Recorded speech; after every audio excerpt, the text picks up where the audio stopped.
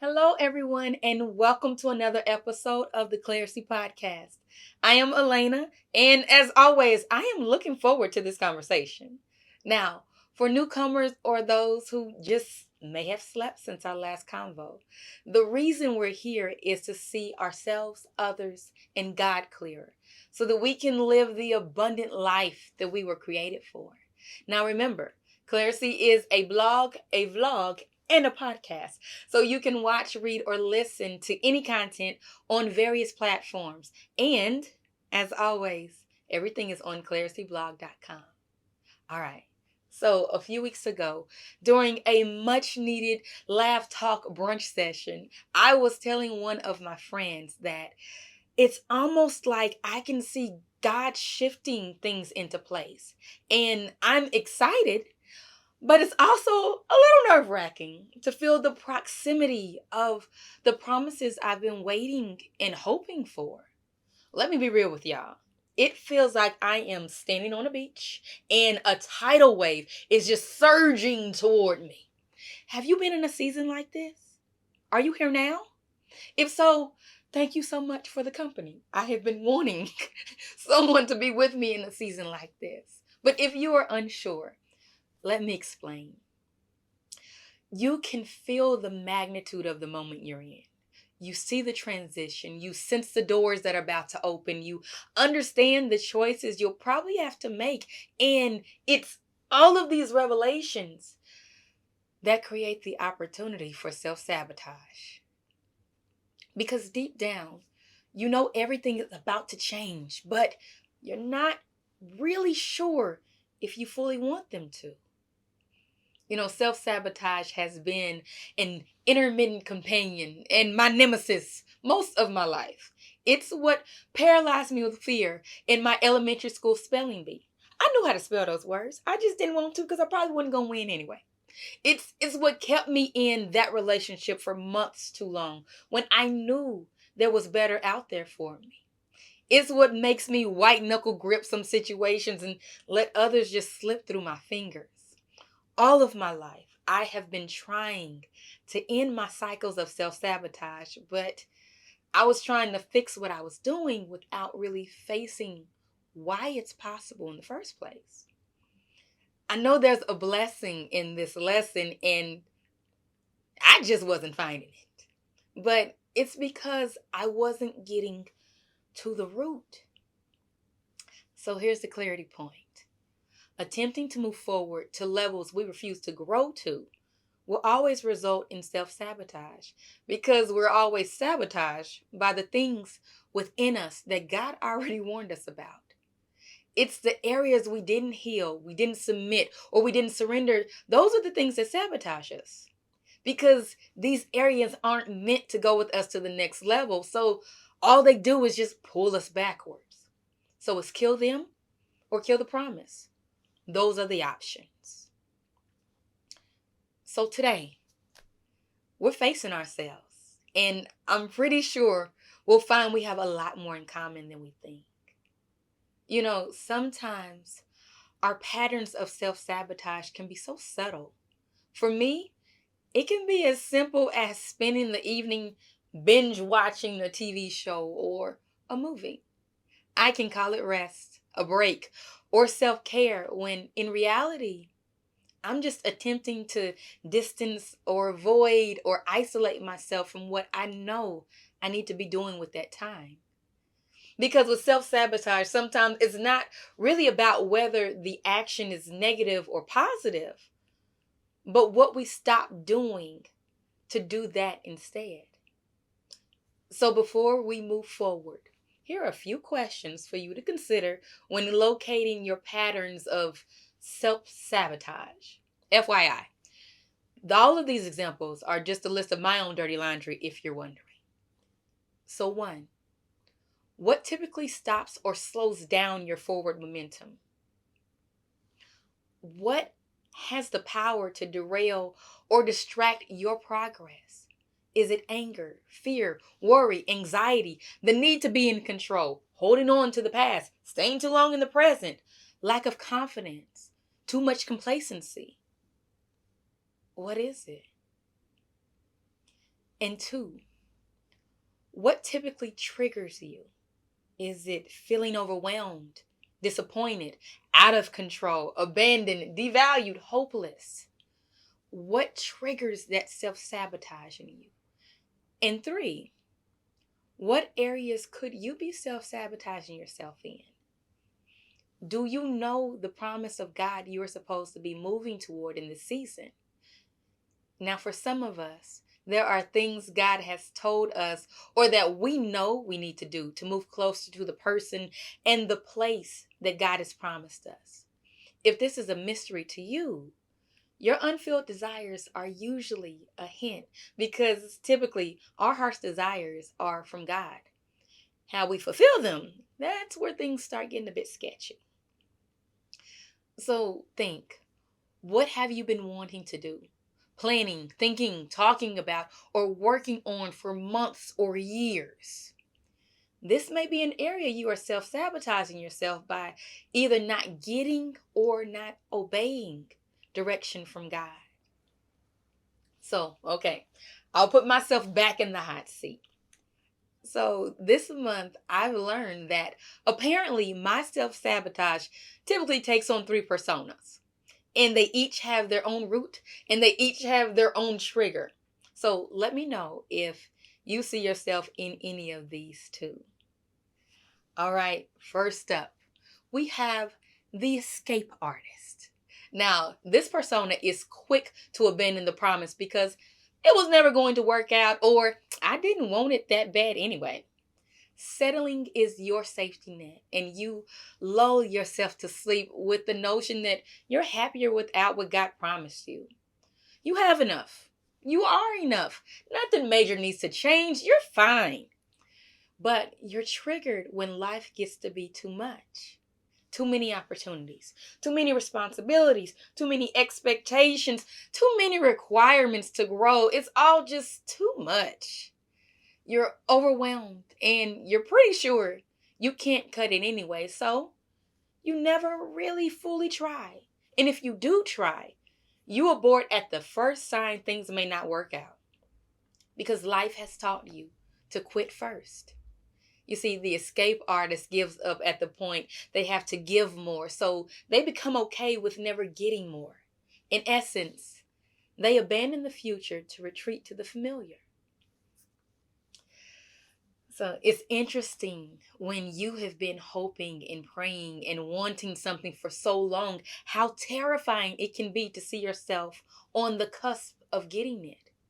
What should be an exciting moment is laced with fear, and for many of us, the risk of getting or not getting it is equally scary. So we opt for what we already know, and we just disregard the fact that we attempted to move forward because we already decided what we had wasn't enough.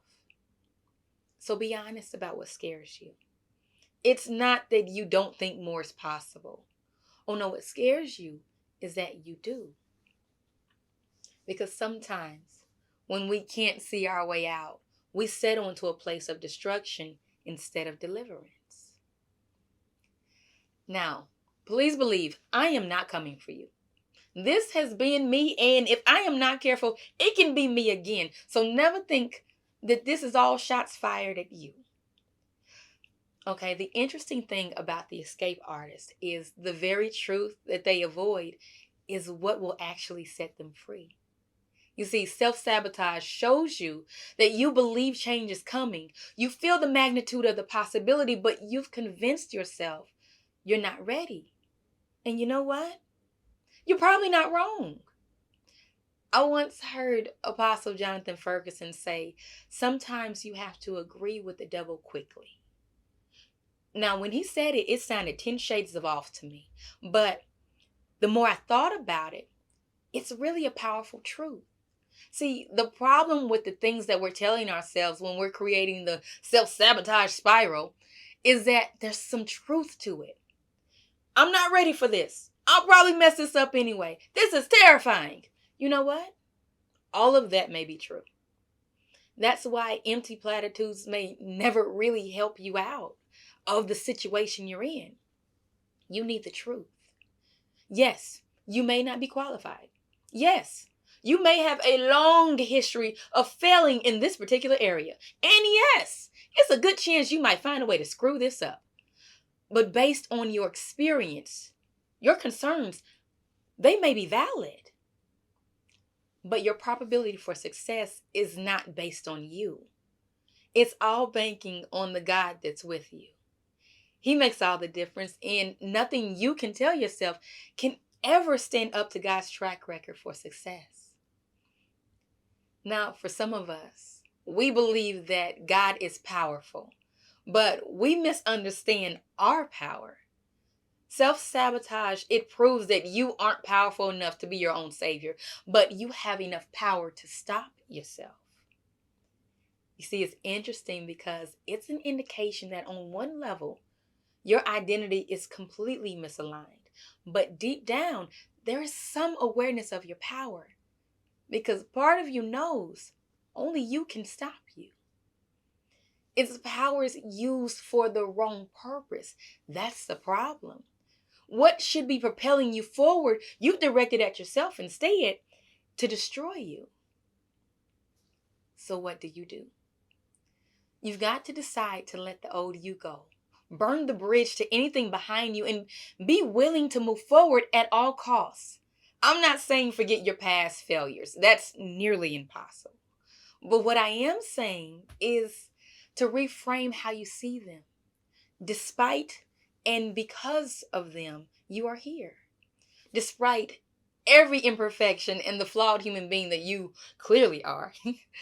And because of the strength and wisdom you've gained from your journey, coupled with God's grace and mercy, you are here with the opportunity to have more and be more.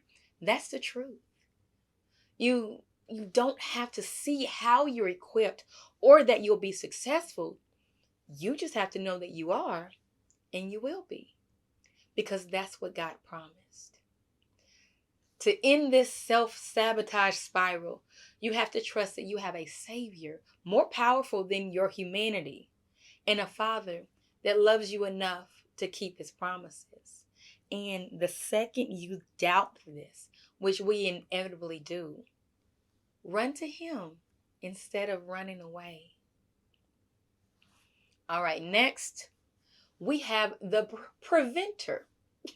Now, their mantra is fool me once, but you won't have the chance to fool me again. This persona has the appearance of progress, but in reality, they're too distracted by the past to move forward. Oh, you'll be trucking along just fine, moving and shaking and whatnot. But when something that happens that looks too familiar to a painful experience, oh, you'll go into a self-sabotage tailspin because you become consumed with preventing the past from happening again. Anger, fear, victimhood, hopelessness, need for control, desperation for justice, which is really usually just borderline revenge. Your self-sabotage can take on many forms, but what it is in the results is you're more concerned with protection than progress. The heaviness of your brokenness and unresolved issues, they weigh you down. And the momentum that you had, it either stops or it drastically slows down. You see, you make progress in many other areas, but in this one area, you're stuck. Your wounded heart is chained to the past, and where your heart is, your behavior follows. And from that, old habits, thoughts, and feelings, they start creeping back in. You see, preventers, they spend so much energy focused on what they feel like they lost that they lose sight of what God is giving them. They essentially trade the promise for restitution. You see, my granny used to take the revelations that she gleaned from life and make them into sayings that found their way into her everyday conversations. She used to say, your feelings will have you acting a fool and then call you a fool for acting. But it's the feelings we feel out of our broken places. That's what makes us look like fools. Nothing sends me into a self-sabotage spiral faster than my brokenness being triggered. When a situation takes me back to a place of hurt or insecurity or abandonment that I've been to before, it can trigger old reactions that sabotage new blessings. It makes me forget who I am and all of the tools that I've gained. And I revert back to this person who's ill equipped for the current level because I'm trying to fight this battle with outdated weapons. It's funny how quickly we lose current common sense when we slip back into unhealthy past behavior. When our hurt and fears get triggered, we've got to remember who we are and what we've learned. We are not victims. We are overcomers. The situation, other people's behavior, outside opinions, they don't tell us who we are. God does. And we choose victory over self-sabotage when we believe it and act like it. Sometimes you have to fight your feelings for your future. Too often we sacrifice our future for what we feel at the moment, and that math will never make sense. When I think of all the times I've engaged my preventer mode, it has been triggered by the reminder of broken promises and all the times that I hoped and was disappointed. It's a feeling I never want to feel again, so I step back from the next level to protect myself. Nobody wants to be a fool twice, especially me. But what I have to remember is who made the promise and ask myself, who said that I was a fool? In all of those times, it wasn't God that made the promise, or if he did, it wasn't him that said that this situation was the fulfillment of his promise. It was usually me or some other person that did that. So I was never hopeless. My hope was just misplaced. And second, making a mistake does make me foolish, but it doesn't make me a fool. There's a difference. So what's the cause and the cure? You see, this strain of self-sabotage comes because we develop confidence in ourselves or people, but not in God. So when that's shaken, we feel like we have nothing left.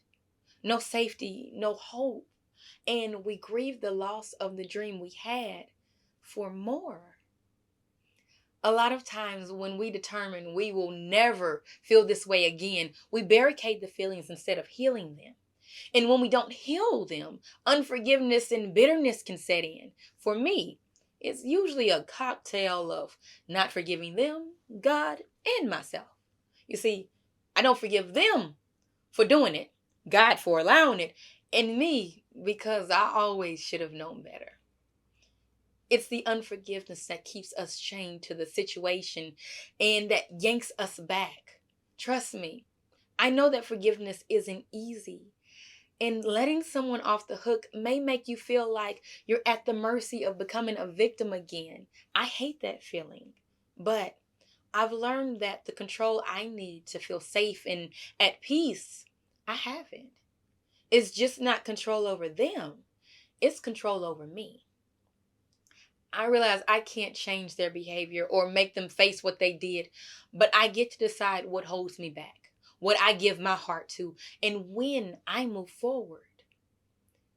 People always say that forgiveness is more for you than the other person.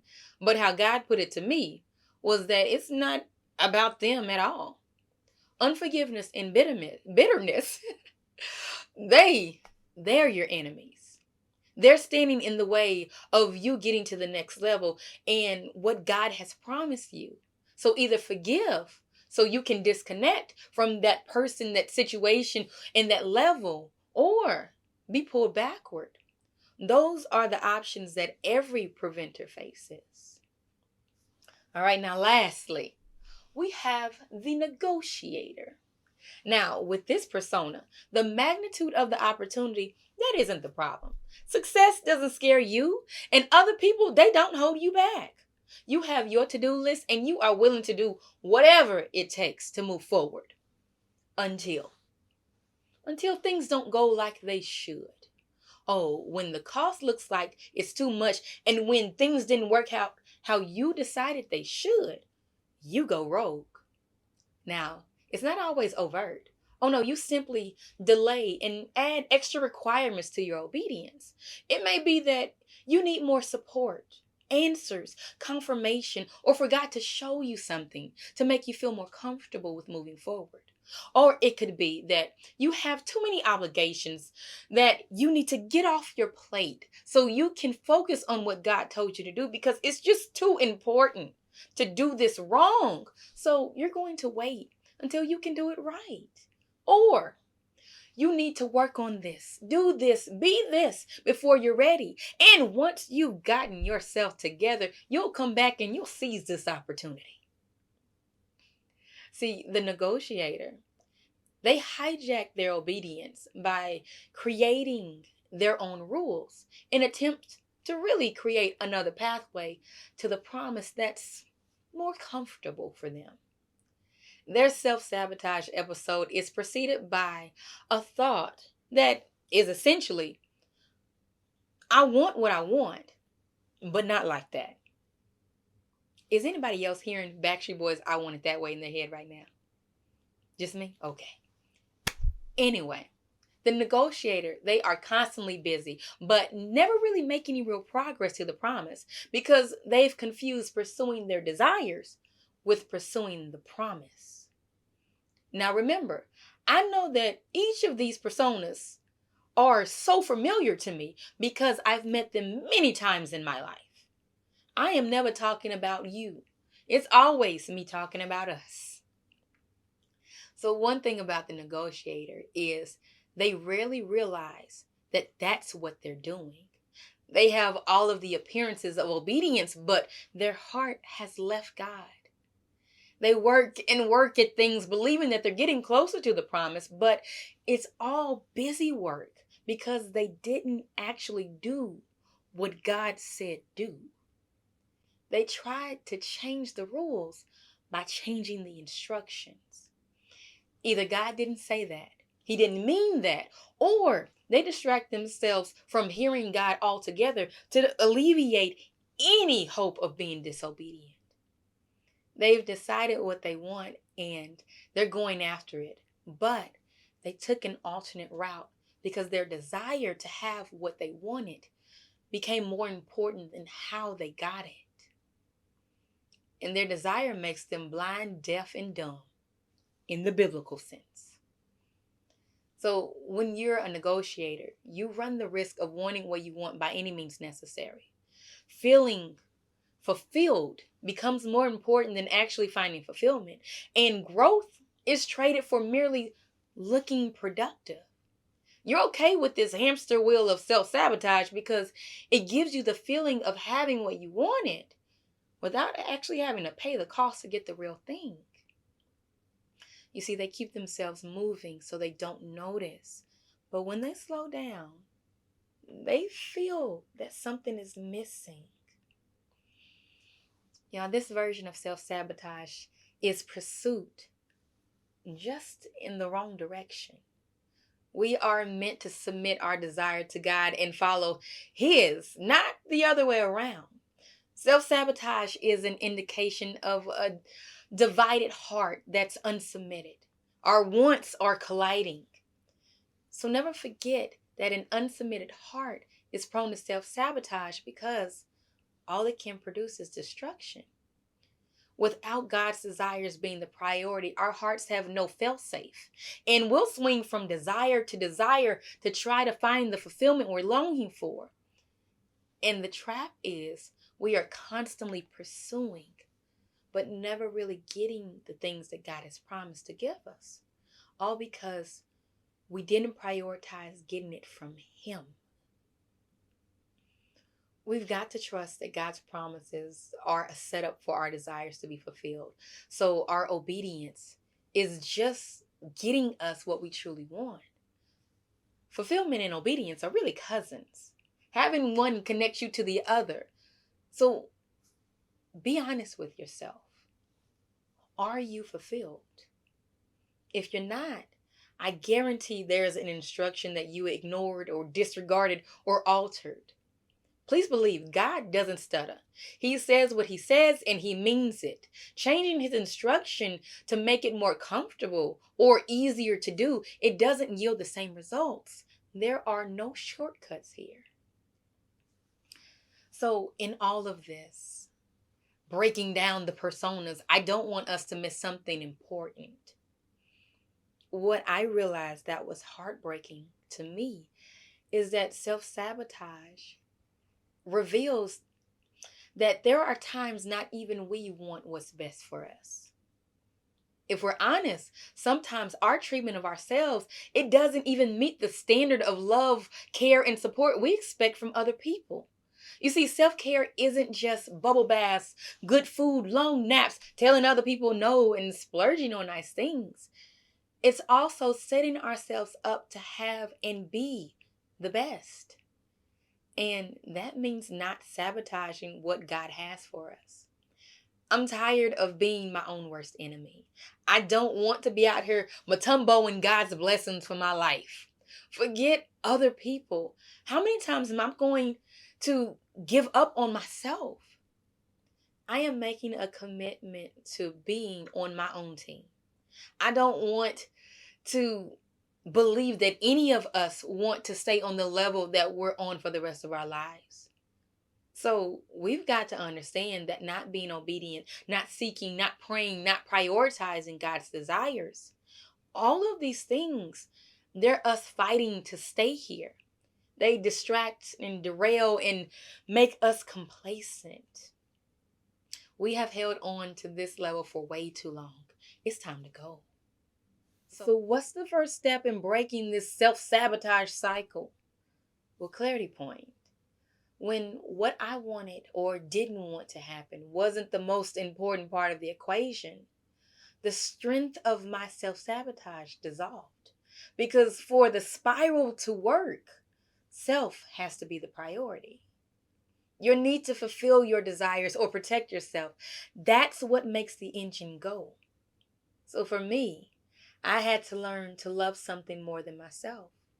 My success, my survival, and my fulfillment had to be about more than me. These things became worth fighting for only because they had a greater purpose. If you're like me, you are motivated by the greater cost. It can't just be about you. If you're messing with me, for instance, I can let that go. But mess with my family, oh, we're moving furniture. I am often willing to sacrifice myself, but others, oh, that's a cost that I can't justify. And that was the cost that God used to help me face myself and fight all of the areas in me that caused me to self-sabotage. So what's your price? What's worth fighting for to you? What is more important than you just having what you want? So before we go, I want to keep the main thing the main thing. What's the blessing of self-sabotage? Through all of this, I've learned self-sabotage is God's mercy. It's Him allowing us to see the effects of our brokenness and feel its cost. He uncamouflages our enemy that is sometimes lying dormant inside of us and gives us the tools to fight it. And in His grace, He gives us time. The fact that self-sabotage doesn't destroy us and we have time to get it right is a blessing. Because if we're honest, we weren't looking for this. We were okay in our cycle until He started making us uncomfortable in it. We weren't looking for answers to these problems and we didn't really want to know. But God showed us anyway. And so now it's on us to do something with it. So let me know what decisions you make regarding your self-sabotage. Let me know what personas resonated with you and how your journey is going. Keep the conversation going and let me know by commenting on this episode or any of the Clarisee blog social media pages. You can also send me a message or leave a comment on this blog post at clariseeblog.com. I am invested in your journey and I truly want to know how it's going. So please let me know. Don't leave me in this by myself. Talk soon.